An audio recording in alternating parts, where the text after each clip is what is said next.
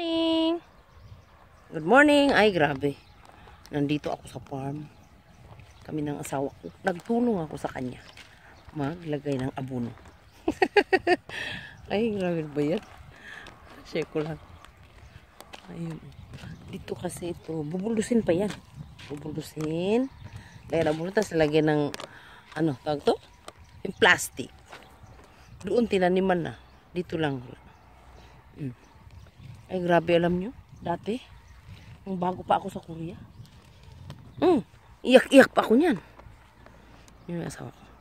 Iyak-iyak pa ako kasi ayaw ko mag-farm. Mainit. Masira beauty ko. Ay, naku. Kaartihan. Ano? Tapos ngayon, ano? Siguro nag-matured na ako. Bata pa kasi ako noon eh. 20s pa lang. Yun, ngayon, matanda na kasi. Kaya yun.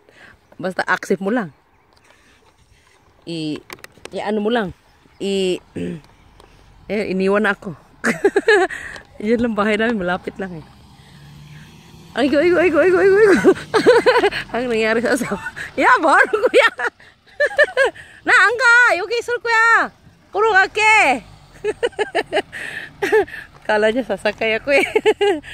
Hindi ako sasakay. Dito lang ako kasi. Malapit lang bahay namin eh. Maglakad para mamasyal. Yun nga. Yun. Para sa mga farmers. Yun.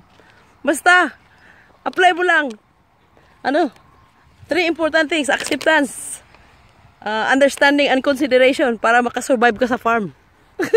Pag hindi, mamatay ka sa Korea. Oo. Kalimutan mo kung mayaman ka sa Korea. Kalimutan mo. Lalo na pag napapangasawa mo farmers. Oo. Huwag mo nang isipin na yun nga. Prinsesa ka sa Korea. Tumulong ka. Huwag kang magpa-prinsesa. Pag di ka tumulong, mabaho ka pa sa tayo sa kanila. Tumulong ka ito. Ay, grabe. May mga puno. Ang ganda doon, oh. Yun. Kaya, nagpapabango ako eh. Kaya nandito ako tumulong. Alam mo na, may biyanan. Pag umaga, tutulong. Pag may time, maya-maya, punta ka naman sa school. Yun. Ganun lang. Ganun lang ang life sa Korea. Tsaka hindi kami mayaman kasi. Mahirap lang kami. Wala kaming pag-aari.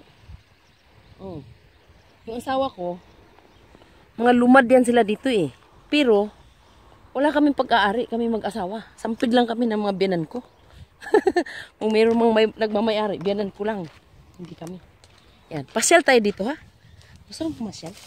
Yan. Nakita nyo yan? Yan ay tinatawag na kale. Masarap yan. Kale. Doon naman, garlic, manel. Yan. Pasyal kayo ha. Masarap niyan. Ano sa samgyupsal? Mayroon pa dito. Tingnan nyo ha. Ay, grabe. Mga damo. Ba yan? Ay, may yamog. Basa. Yan. Ito naman yung chinsanso.